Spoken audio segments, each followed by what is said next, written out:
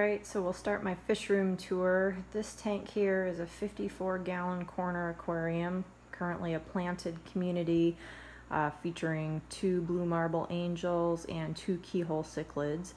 There's 3 female betas in there, cardinal tetras, rummy-nosed tetras, handful of assorted cories, and 3 bristlenose plecos.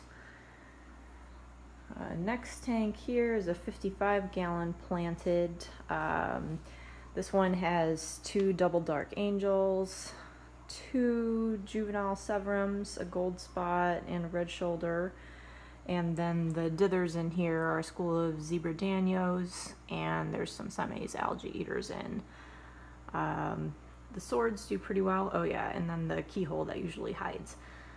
The swords do pretty well. The pleco, I've got a L128 in here, is kind of hard on them, but the plants are growing pretty well still.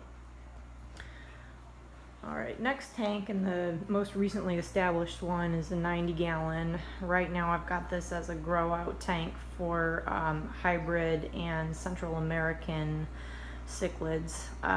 There's some aggressive guys in here, and actually the parrotfish are trying to breed with some of the flower horns and red devils in here, even though they're pretty little guys.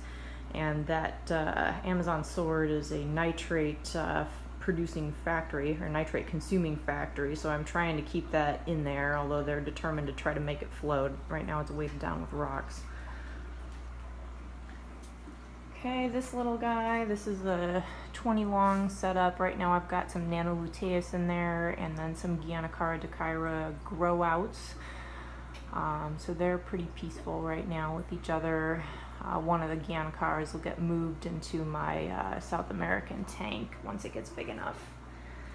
So this is the 120-gallon.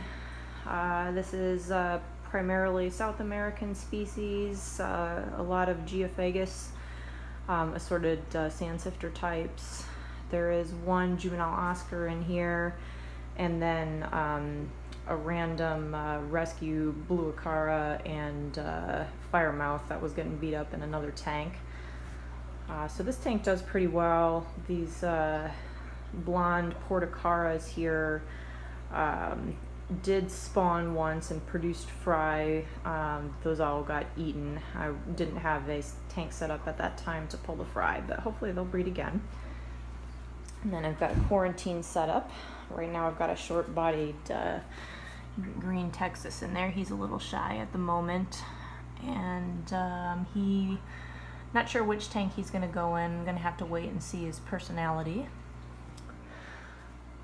And then finally, the 29-gallon as a grow out. Right now I have some umbies in here, some of the Rio Mags that I got from Justin, and these guys are voracious eaters and growing rapidly.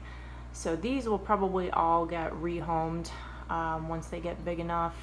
I'm not sure if I'm ready to buy the size of a tank I'll need, certainly not for a male umbie, maybe for a female. So that's it for the fish room tour. There's a couple more tanks upstairs. I'll show those at another time. Some in my son's room. And there we go.